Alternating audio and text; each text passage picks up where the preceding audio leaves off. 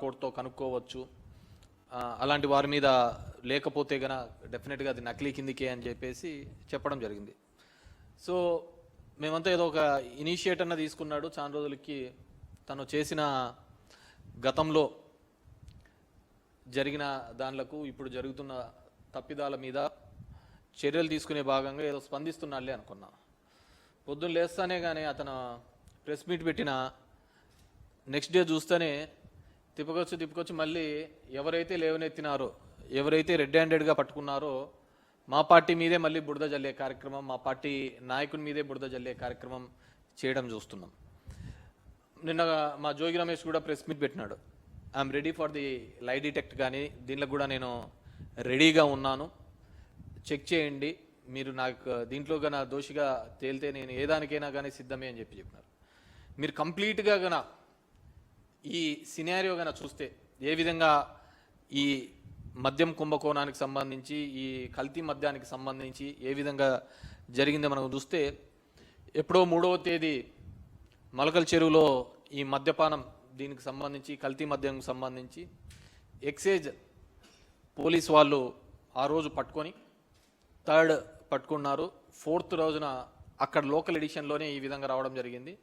వస్తూ వాళ్ళు చెప్పిన దాని ప్రకారం చూస్తే, అక్కడున్న మనకు వీడియో కూడా ప్లే చేసి చూస్తే గన వాళ్ళు చెప్పిన దాని ప్రకారం చూస్తే ఇది కేవలం ఒక 2-2.5 సంవత్సరాల కిందట నుంచి జరుగుతోంది, 2-2.5 నెలల నుంచి జరుగుతోంది అని చెప్పేసి వాళ్ళు ఇవ్వడం జరిగింది. ఎలా చేసేవాళ్ళు ఈ మొత్తం వ్యవహారాన్ని ఎన్ని రోజుల నుంచి? దాదాపు ప్రిపరేషన్ ఒక 2-3 months నుంచి ప్రిపరేషన్ జరుగుతున్నట్టు తెలిసింది. మాకు రాబడిన సమాచారం మాకు వచ్చిన వెంటనే దాడి చేయడం జరిగింది. అంటే ఎలా తయారు చేసేవాళ్ళు అంటే ప్రాథమికంగా మీరు మిషనరీస్ గుర్తించారు కదా, ఇవన్నీ ఎస్టీఎస్ లో ఉండాల్సినటువంటివి మారుమూల గ్రామంలో ఒక 10లో తీసుకొచ్చారు అంటే ఇవన్నీ ఎక్కడి నుంచి వచ్చినాయి? సో 2.5 నెలల నుంచి ఈ కార్యక్రమం జరుగుతోంది అనే విధంగా అక్కడ ఉన్న డిఎస్పీను, ఈసీను, వీళ్ళు ఎక్సైజ్ సూపరింటెండెంట్ వాళ్ళు మాట్లాడుతూ చెప్పడం జరిగింది. కానీ ఈరోజు కథనాలు చూస్తే అది 2.5 సంవత్సరాలు 3 సంవత్సరాల నుంచి జరుగుతోంది. దీనికంతా వైసీపీ హయాంలోంచే మొదట ఆఫ్రికా నుంచి అన్నారు, మళ్ళీ దాని తర్వాత ఇప్పుడు లోకల్గా ఉన్న జోగి రమేష్ ద్వారా జరిగిందని చెప్పి ఒక పొలిటికల్గా తీసుకొని రావడం జరుగుతుంది. నేను ఒకటే చెప్పదలుచుకున్నా, 3వ తేదీ ఇది లోకల్ పేపర్లో వచ్చిన తర్వాత మళ్ళీ 6th వరకు ఎక్కడే కానీ ఏ పేపర్లోనూ రావటం లేదు. ఎప్పుడైతే వైఎస్ఆర్ కాంగ్రెస్ పార్టీ కల్తీ మద్యం గురించి పలు అంశాలుగా ప్రస్తావించడం జరిగిందో, జోగి రమేష్ డైరెక్ట్గా స్పాట్కు పోయి ఇది నారావారి సారా అని చెప్పేసి ఎగ్జిబిట్ చేయడం జరిగిందో, బయట పెట్టడం జరిగిందో, ఆ రోజు నుంచి కూడా దీని మీద మేము పెద్దగా యాక్షన్ తీసుకుంటున్నామని చెప్పేసి చేయడం జరిగింది. దానిలో ఉన్న జయచంద్రారెడ్డి అదేవిధంగా జనార్దన్ అనే వాళ్ళను ఇద్దరిని సస్పెండ్ చేస్తున్నట్టుగా చెప్పడం జరిగింది. ఈ జనార్దన్ అనే అతను సౌత్ ఆఫ్రికా నుంచి ఒక వీడియో రిలీజ్ చేయడం జరిగింది. ఆ వీడియోలో మనం బాగా చూసాము అంటే, నాకు ఇది సంబంధం లేదు, నాకు ఆరోగ్యం బాగాలేకుండా ఇక్కడికి వచ్చాను అని చెప్పిన అతను ఎంత ధైర్యంగా, ఒకవేళ ఇక్కడ కేసెస్ ఉన్నాయని వితిన్ 2 days ఎంత హుందాగా ఎయిర్పోర్ట్ నుంచి బయటకు వచ్చినాడో మనం చూస్తున్నాం. ఎయిర్పోర్ట్ నుంచి బయటకు వచ్చినారు. అతనికున్న ఈ కోర్టుకు సబ్మిట్ చేసిన దాంట్లో కూడా, రిమాండ్ రిపోర్ట్లో కూడా ఆయన్ని తీసుకొని వచ్చినాము. ఈ విధంగా 12 ఎవరో కొద్దిమంది మీడియేటర్ సహాయంతో, ఎవరా మీడియేటర్లు, ఎవరేం మీడియేట్ చేసినారో వాళ్ళు తెలియదు, వాళ్ళు ఏం మీడియేట్ తీసుకొని వచ్చి ఇతనికి ఇది చేసినారు. తీసుకొని వచ్చిన తర్వాత ఆయన రాత్రి ఒక వీడియో రిలీజ్ చేస్తాడు, చేతులు కట్టుకొని పక్కన ఎవరో అతనికంతా నేర్పిస్తున్నట్టుగా, ట్యూటరింగ్ చేస్తున్నట్టుగా, అంతే కదా సార్, ఇదే కదా సార్, చెప్తున్నాం కదా సార్, ఈ విధంగా చేశారు. జోగి రమేష్ ఇతను 2.5 సంవత్సరాలుగా మేము వ్యాపారంలో ఉన్నామంట. జయచంద్రన్ ఇదైతే మలకల చెరువులో అయితే చంద్రబాబు నాయుడు గారికి చెడ్డ పేరు వస్తుందంట. ఈ చందమామ కథలన్నీ అల్లుకుంటూ రావడం జరుగుతుంది. మేము ఒకటే చెప్తున్నాం, మా వాళ్ళు ఏదైనా ఒక చిన్న ఊర్లో ఒక ఫ్లెక్సీ కట్టాలంటేనే పోలీసు వాళ్ళు వచ్చి అడ్డం పడి చేస్తా అంటారే, ఒక చిన్న పోస్ట్ పెడతా అంటేనే పోలీసు వాళ్ళు వచ్చి చేస్తా అంటారే, అలాంటిది ఇంత పెద్ద ఒక దందా నడుస్తోంది, ఒక దందా చేస్తున్న దానికి వైసీపీ వాళ్ళు చెప్పినాడని ఎంత ధైర్యం ఉంటే జనార్దన్ రావు గారు చేస్తారు చెప్పండి? జనార్దన్ రావు ఒక వైసీపీ అతను చెప్పాడని చెప్పి జనార్దన్ రావు ఇంత పెద్ద స్కెచ్లో చేస్తాడా?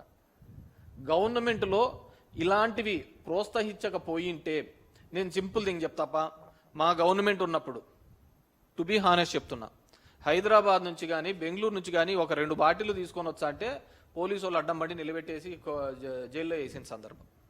ఓ 2 బాటిళ్ళు తీసుకొని రాడికి, దానికి ఓ అని మా మీద అందరూ బాధపడిన సందర్భం. 2 బాటిల్ తెచ్చుకోలేరా అయ్యా అని చెప్పేసి. ఈరోజు పాపం 2 బాటిల్కి సంబంధం లేకుండా ఒక కుటీర పరిశ్రమే మొదలు పెట్టేసి గ్రామాన కూడా మొదలుపెట్టినారు. ఎందుకు వస్తుంది ఈ విధంగా కల్తీ మద్యం? ఎందుకు ఏ విధంగా తయారవుతుంది? వీళ్ళు బెల్ట్ షాపులు అన్నీ కూడా వేలాల్లో అమ్మినారు. 1,00,000, 2 లక్షలు, 3 లక్షలు, 9 లక్షలు, 10 లక్షల వరకు పోయిన వేలాలు. అక్కడ నా గ్రామంలో ఉన్న డిమాండ్ని బట్టి పోయినప్పుడు ఆ 10 లక్షలతో ఈ బ్రాండ్ షాప్లోంచి సరుకు తీసుకొని అమ్మితే వాళ్ళకేం పెద్ద లాభం రాదు. ఈ విధంగా కల్తీ చేసుకొని వస్తే మా ఏరియాలో కూడా, మా ధర్మవరం ప్రాంతంలో కూడా ఇప్పటికీ వైన్ షాప్స్లలో, కొన్ని తెలుగుదేశం పార్టీకి సంబంధించిన వైన్ షాప్స్లలో కదిరి నుంచి వచ్చి రాత్రిపూట వచ్చి బాటిల్ అలాగే ఉంటుంది. బాటిల్ అంతా ఇట్లా నీట్గా తిప్పుతారు, దాన్ని మాడుస్తారు. ఒక 2 కేసులు 3 కేసులు, ఒక కేసుని 3 కేసులుగా తయారు చేస్తారు, వెళ్ళిపోతూ ఉంటారు. అంత నైటే వర్క్ జరుగుతూ ఉంటుంది. ఇది ప్రతి చోట ఉన్న పరిస్థితి. ఎందుకు ఈ నకిలీది వచ్చింది? కేవలం వీళ్ళందరూ ఈ బెల్ట్ షాపులలాగా బాగా విస్తరించిపోయినాయి. ఈరోజు నిన్న చంద్రబాబు నాయుడు అంటున్నాడు, బెల్ట్ షాపులు ఇవన్నీ మేమన్నిటినీ వచ్చి మీద కఠినమైన చర్యలు. బాగా గుర్తుపెట్టుకోండి, ఆయన ఒక్క మాట అన్నాడు అంటే ఖచ్చితంగా దానికి వ్యతిరేకంగా జరిగింటుంది. మేము తీసేస్తున్నామంటే ఒక 4 పెరిగింటాయి తప్ప తగ్గే ప్రసక్తే లేదు. లా అండ్ ఆర్డర్ మీద మేము ఉపేక్షించము అంటే ఖచ్చితంగా గొడవలు జరిగింటాయి ఎక్కడో చోట. ఆ విధంగా చేస్తూ ఉంటారు.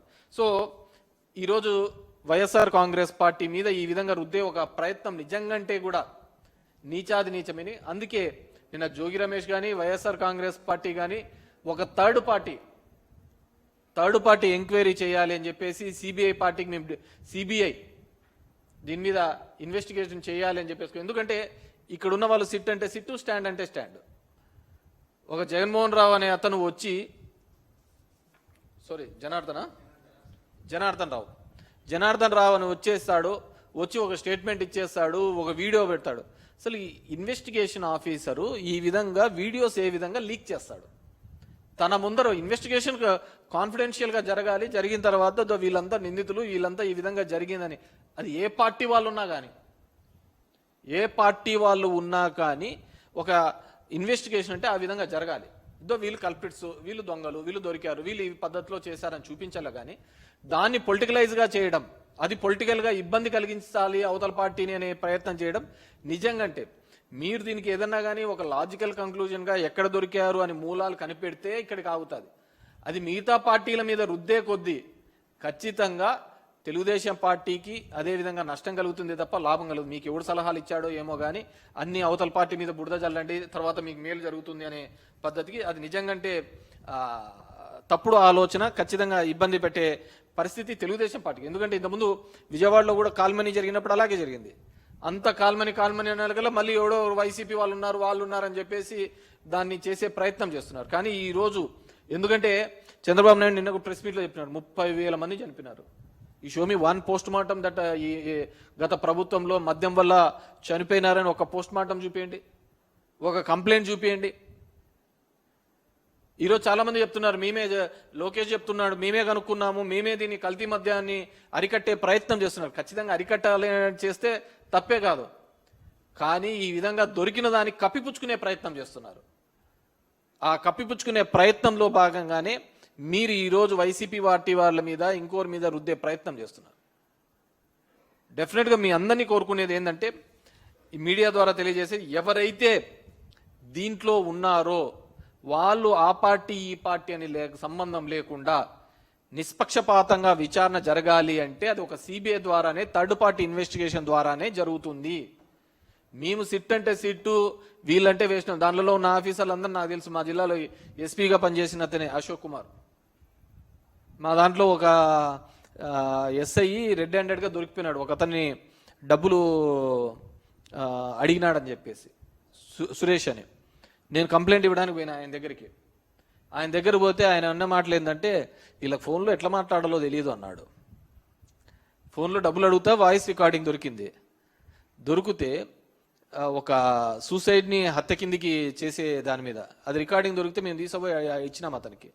ఇస్తే ఆయన అన్న మాటలు ఇదే, వీళ్ళకు ఎట్లా ఫోన్లో మాట్లాడలేదు తెలియదు అని చెప్పేసి. అంటే ఇంకా అతను దీనికి వేసినారు. సో అప్పుడు అది కూడా అప్పుడు టీడీపీ టైంలోనే ఆయన మాకు ఎస్పీగా ఉన్నాడు. నేను నో డౌట్ ఖచ్చితంగా దీని మీద ప్రెజర్స్ ఉంటాయి. ఎందుకంటే ఇది జనం యొక్క ప్రాణాలతో చెలగాటమాడుతున్నారు, జనం యొక్క ప్రాణాలతో చెలగాటమాడుతున్నారు. కాబట్టి ఐ రిక్వెస్ట్ దిస్ గవర్నమెంట్ ఖచ్చితంగా సిబిఐ ఎంక్వైరీ చేయాలి. ఎందుకంటే దీంట్లో ఎక్కడే కానీ మీ ఇన్వెస్టిగేషన్లో కానీ మీరు మీ పేపర్లలో వచ్చే కథనాలు కానీ కథలు కానీ ఏవే కానీ లింక్ కావటం లేదు, ఎక్కడో ఒకటి మిస్ అయితా పోతున్నాయన్నమాట. సో ఇవంతా లింక్ కావాలి, ఖచ్చితంగా ఈ కల్ప్రిట్స్ బయటపడాలి. మీకు నిజంగా చిత్తశుద్ధి ఉందంటే, నిజంగా చిత్తశుద్ధి ఉంది మీ పార్టీకి, తెలుగుదేశం పార్టీకి, కూటమికి చిత్తశుద్ధి ఉందంటే ఖచ్చితంగా దీంట్లో కల్ప్రిట్స్ ఎవరో బయటపడాలి. పవన్ కళ్యాణ్ ఎక్కడ పోయినా నాకు అర్థం కావటం లేదు. మద్యపాన ప్రియులకు ద్రోహం చేస్తున్నావు జగన్ అని చెప్పినటువంటి పవన్ కళ్యాణ్ ఏమైందో నాకు అర్థం కావటం లే. ఆ రోజు ఆయన అంతగా పట్టుకున్నాడు గవర్నమెంట్ మద్యం అమ్ముతూ ఉంటే. ఈరోజు ఇంత పెద్ద ఎత్తున దొరుకుతుందంటే ఎక్కడే కానీ మాట్లాడటం లేదు. అది ఏం రీజన్సో ఏందో, కొంతమంది ఏదో ఇచ్చినారంటారు, మెయింటైన్ చేసుకుంటాను అంటున్నారు. కానీ హౌ ఫార్ మనకు అది దాని గురించి నేను లోతుగా, కానీ డెఫినెట్గా దీని గురించి ఖచ్చితంగా సిబిఐ ఎంక్వైరీ చేయాలి. మా పార్టీ వాళ్ళని ఇరికించడం వల్ల మీరు తృప్తి పొందడమో, పేపర్లలో 4 కథనాలు వస్తున్నాయని దాని మీద మీరు బాధపడ్డమో కాకుండా, ఎవరైతే దీనిలో మూలాధారం ఉన్నారో అది ఎంతటి వారైనా వదిలిపెట్టమని మీరు అంత గట్టిగా చెప్తున్నారు. కాబట్టి డెఫినెట్గా మీరు దీని మీద సిబిఐ ఎంక్వైరీ చేసేయండి ఖచ్చితంగా. అప్పుడు కానీ దీని మీద తేలేదని చెప్పేసి కోరుకుంటున్నాను. ఎందుకంటే మీరు చేసేది మొదటి నుంచి కూడా బురద జల్లే రాజకీయమే. మా పార్టీ అతను రాజశేఖర రెడ్డి కావచ్చు, జగన్మోహన్ రెడ్డి కావచ్చు, మొండోడు కాబట్టి నిలబన్నారయ్యా. లేకుంటే మీరు చేసే పనులకు ఎవడైనా కానీ పిచ్చాన్ని ఎత్తుకొని పోవాల్సిందే. ఎన్టీఆర్ లాంటి వాళ్ళే మీరు నాశనం చేసి పెట్టరే. స్త్రీలోలుడని, లక్ష్మీభారతుడని, అది ఇది అని చెప్పేసి ఏమేమో చెప్పి కథనాలు చెప్పేసి ఇదే పేపర్లలో వచ్చినట్టువే కదా, ఇదే కథనాలు వచ్చినట్టు కదా. ఏమిటి ఇప్పుడు సోషల్ మీడియా అనే ప్లాట్ఫాము, ఇంకొక మల్టిపుల్ మీడియా ఉన్నాయి కాబట్టి సరిపోయింది. కానీ లేకుంటే ఇలాగే కదా అందరినీ నాశనం చేసేది. కాబట్టి మీ లైబ్రరీ ఏందో, మీరు ఈ విధంగా ఏ విధంగా కట్టుకథలు అల్లి ప్రజల్ని మోసంగా చేయాలనే ప్రయత్నం అప్పుడు చేస్తున్నారు, ఇప్పుడు చేస్తున్నారు. You are successful in that. ప్రజల్ని ఏ విధంగా మోసం చేయాలి, మ్యానిపులేట్ చేయాలి, వీటిలో మీకు మించినోడు లేనే లేడు. ఖచ్చితంగా దాంట్లో అన్ని డిగ్రీలు మీకే ఇస్తారు. కానీ ఇది ప్రాణాలకు సంబంధించిన విషయం, పేద ప్రజల ప్రాణాలకు సంబంధించిన విషయం. మీరు అంటున్న బార్ కోడింగ్ ప్రతి ఒక్కరి దగ్గర పనిచేయదు, అందరి దగ్గర ఫోన్పే ఉండదు. ఎక్కువ మీ బ్రాందీ షాపులలో, దీనిలలో మీ షాపులలో ఉండేది 80% దినకూలీలే వచ్చి తాగుతా ఉంటాం. దినకూలీలు వచ్చి చేసే వాళ్ళ దగ్గర ఫోన్పేతో పెట్టుకొని చేసుకొని, లేకుంటే స్కాన్ చేసుకొని ఇది ఒరిజినల్లా డూప్లికేట్ అని ఉండదు. నిన్న మొన్న ఏదో చిన్న వీడియోస్ కూడా వచ్చినాయి, ఏదో బీర్వి అవన్నీ టెక్నికల్గా మనం చెప్పేది కాదు. కానీ సో ఖచ్చితంగా కల్తీ మద్యం అనేది ప్రతి చోట, మొలకల చెరువులో మొదలైన సంఘటన, విజయవాడ నడిబొడ్డున ఇబ్రహీంపట్నంలో ఉన్న చోట, మా ధర్మవరంలోనూ కూడా ఉంది. మా ధర్మవరంలో ఎవరిని అడిగినా చెప్తారు, రైల్వే గేట్కి అవతల పోయి అడిగితే ఎవరైనా చెప్తారు పైన క్యాప్లన్నీ తీసేసి అమ్ముతా అంటారు అని చెప్పేసి. సో డెఫినెట్గా టేక్ స్ట్రిక్ట్ యాక్షన్ అగెన్స్ట్. ఎందుకంటే చంద్రబాబు నాయుడు గారు ఇప్పుడు మీరు అది కట్టాము ఇది కట్టాము దానిల కోసం కాదు, కీర్తి ప్రతిష్టల కోసం పాకులాడండి. గవర్న సంపాదించుకునేదంతా సంపాదించుకున్నారు. ఇంకొక 40 తరాలు ఇంట్లో కూర్చొని తిన్నా కానీ సరిపోయినంత డబ్బులు సంపాదించుకున్నారు. కాబట్టి లేదు ఇంకా ఆ కీర్తి ప్రతిష్టలు ఇప్పుడు రాజశేఖర రెడ్డి గారికి కానీ ఇంకోరు కానీ ఏమున్నాయి, ఆయన లేకపోయినా కానీ ఇంకా కీర్తి ప్రతిష్టలే కదా. డెఫినెట్గా ఎవరైనా 1000 సంవత్సరాలు బతకరు. కానీ మన కాలంలో మనం ఏం చేస్తాం, ఎటువంటి పరిపాలన అందించినాం, మస్తుకు చెప్పుకోవడానికి 2 పథకాలు లేవు, 2 పెద్ద కన్స్ట్రక్ట్ చేసినవి ఏంది లేవు. సో మనగా కల్పించుకొని చేసుకుంటున్న తరుణాలే ఉన్నాయి. కాబట్టి డెఫినెట్గా ఈ కల్తీ మద్యం అనే దాంట్లో వీటి మీద కఠినమైన చర్యలు తీసుకోవాలని చెప్పేసి ఈ ప్రభుత్వాన్ని డిమాండ్ చేస్తున్నాను. Any other questions?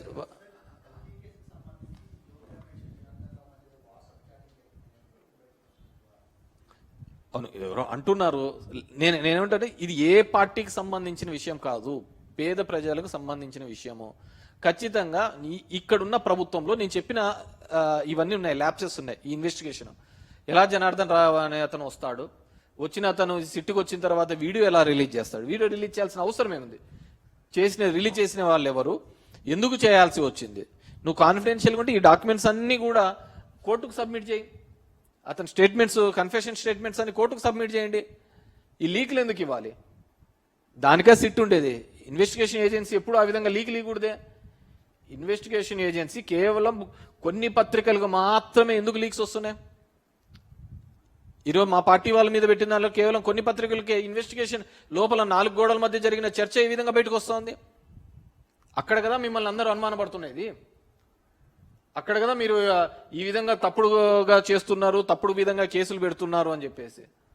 ఒక చిన్నది ఎవరిదైనా ఫంక్షన్ ఉంటే ఫ్లెక్సీలు కానీ ఇదేమైనా కట్టేయడానికి అలో చేస్తారు. అట్లాంటిది ఒక పరిశ్రమే పెట్టాడంట. ఈయన చెప్పాడంట, ఆయన పెట్టాడంట. అది 2.5 సంవత్సరాల నుంచి నడుస్తుందంట. వీళ్ళేమో ఎక్సైజ్ వాళ్ళేమో పాపం తెలియదు కదా, పాపం ఫస్ట్ పట్టుకుంటానే 2.5 నెలలని అని చెప్పి పడేసినారు. ముందే స్క్రిప్ట్ ఇచ్చింటే వాళ్ళు చెప్పింది ఏమో 2.5 సంవత్సరాలని. వాళ్ళకి తెలియదు కదా ఇంత పెద్దది అవుతుంది, ఇంత గలీజ్గా తయారవుతుంది ఇదంతా అని చెప్పేసి. సో ఆ వాట్సాప్ చాట్లో ఏముందో, అది ఏ విధంగా వచ్చిందో పాపం మా జోగి రమేష్ అంటున్నాడు కదా, లై డిటెక్టర్ పెట్టండి నాకు అని చెప్పేసి. అది పెట్టండి, థర్డ్ పార్టీకి పంపించండి, ఏం జరిగిందో రికార్డ్ చేయండి. అది వదిలిపెట్టేసి ఈరోజు ఆ లీకులు ఇచ్చుకుంటా కప్పిపుచ్చుకునే ప్రయత్నం ఎందుకు చేస్తున్నారు? ఎందుకంటే ఈ మద్యం అనే దాని మీద మా మీద చల్లని బురదంటూ లేదు, మా మీద చేయాలంటే ఆరోపణలు అంటూ లేవు. ఈరోజు వాళ్ళ విషయానికి వచ్చేకల్లా ఇది మళ్ళీ అప్పటి నుంచి సౌత్ ఆఫ్రికా నుంచి వచ్చిందంటున్నారు. అది ఎక్కడి నుంచి వచ్చిందో, ఎలా వచ్చిందో మీ ప్రభుత్వం మీరు పట్టుకునే ప్రయత్నం చేస్తున్నారు. కప్పిపుచ్చుకునే ప్రయత్నం చేయకుండా దోషులు పట్టుకోవాలని చెప్పేసి కోరుతున్నాను.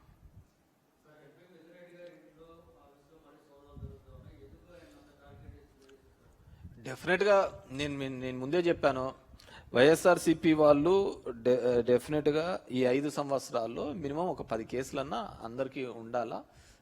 అది ఒక క్వాలిఫై రౌండ్ ఉంటుంది చూసినావా, మామూలుగా ఒలింపిక్స్కి దీంట్లో అట్లా క్వాలిఫై రౌండ్ అనమాట. ఇవన్నీ ఎవరైతే యాక్టివ్గా ఉంటున్నారో అనే వాళ్ళ మీద మినిమం ఈ కేసుల పరంపర అనేది జరుగుతూనే ఉంటుంది. దట్స్ నాట్ పెద్ద సీరియస్గా తీసుకోవాలి. వీ గాట్ ఇమ్యూన్ అంతే, మాకు దాని మీద కేసులకు దీనిలోకి ఆలోచించే ప్రసక్తి లేదు. డెఫినెట్గా అంతే కదా, డైవర్షన్ పాలిటిక్స్లో భాగంగానే జోగి రమేష్ అనే పేరు ప్రస్తావించడం జరిగింది. ఎందుకంటే ఆయనే ఇబ్రహీంపట్నంకు పోయి అవన్నీ చేసి నారావారి సారా అని చెప్పేసి ప్రస్తావించడం జరిగింది. కాబట్టి ఆయన ఏదో విధంగా టార్గెట్ చేసి ఎవడో ఒకటి దొరకాలి కదా అని చెప్పేసి అంతే, అతని మీద బుడదేయడం, అతను తిప్పలు అతను పడతా అంటాడు. ఇన్ని సంవత్సరాలు జరిగేది అదే కదా, అవే జరుగుతున్నాయి. ఆ పేపర్లు అలాగే బతుకుతున్నాయి. Any other? Thank you.